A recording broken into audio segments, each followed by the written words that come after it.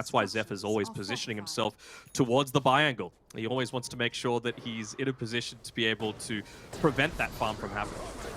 In the top lane, here we go.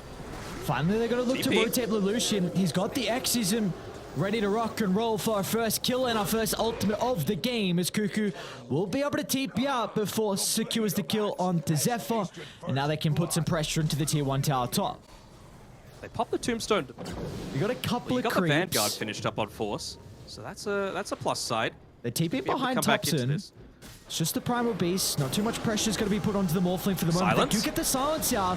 The attribute shift's going to be there fast enough. Thompson can reposition with a waveform, but it's going to be on Cuckoo to turn it around in the team fight. The Scythe is there to secure with a kill onto AU, the first charge of the game. But now you don't have the ultimate to deal with the Death Prophet, but it does not matter as Thompson blows him up with the maxed out point in the waveform. This is a gigantic team. So they see Thompson in the river.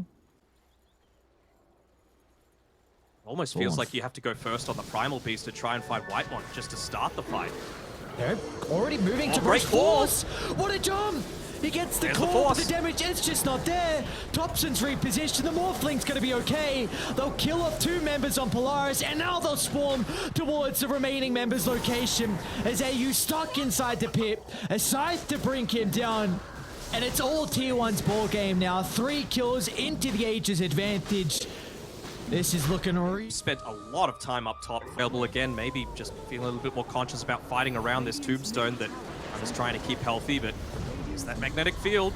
They look to get this kill. The follow-up's going to be there. Thompson, 4 stuff in. Waveform as well. Thompson knows no fear, but the hook shot!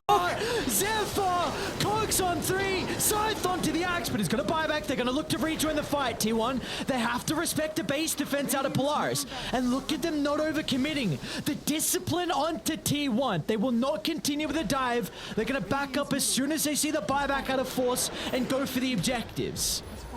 Rock Throw trying to do his best to push it out, but what are they waiting for? Maybe it feels like 30 seconds. A double call with the Mystic Flare. They're going to try and blow up Arno. They're able to do so, but Force, that's a dieback on your axe. That's all the initiation out of Polaris, and now they're in trouble. It's Thompson. He's still got the Aegis. A waveform into the middle, but the Pulverize into the turnaround. Thompson, he looks unkillable at the moment.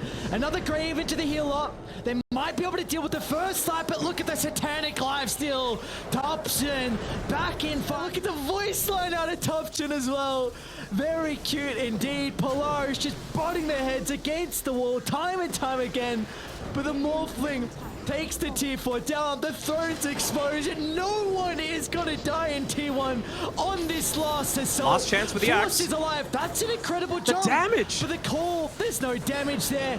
Tier 1 sustain is too much for Polaris to handle.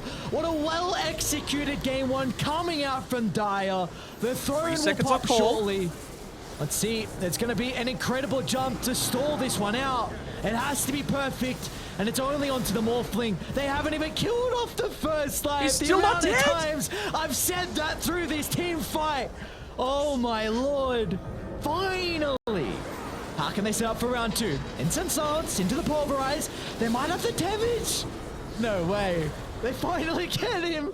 And AU's going to try and charge onto Ana as well, who's locked inside the base. That's a dieback, I believe, on Ana.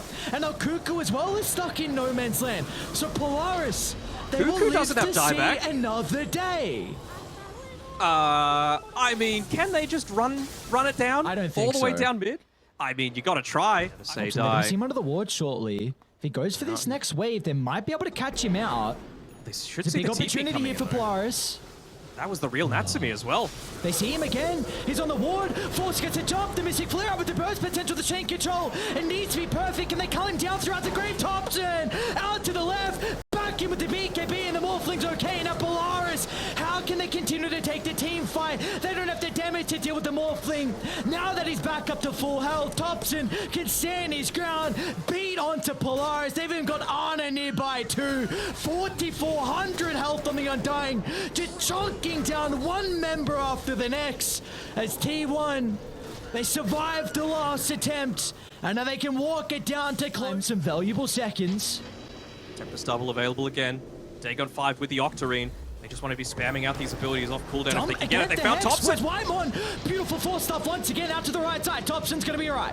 They've been able to reposition. They need to keep their eyes towards the throw because it's falling low with the creeps. It's exposed. Thompson, he can just waveform in. A bubble once again along with the glyph. They'll kill off Zephyr, but they need more heroes down in the grave. Force is going to try and find an angle to the middle along with AU, but no way to protect the throne. Thompson, he'll waveform in, killing off Natsumi, who's got a buyback. But there's way too many creeps inside the base. Not enough heroes from Polaris to defend, and in the end, it'll take them 53 minutes, but T1 will be able to take game 1 in our lower bracket finals. Talk about defense of the Ancients, man. Look at all those creeps at the very end of the game. They were just absolutely swarming over that base, and, well, it was just way too much for Polaris.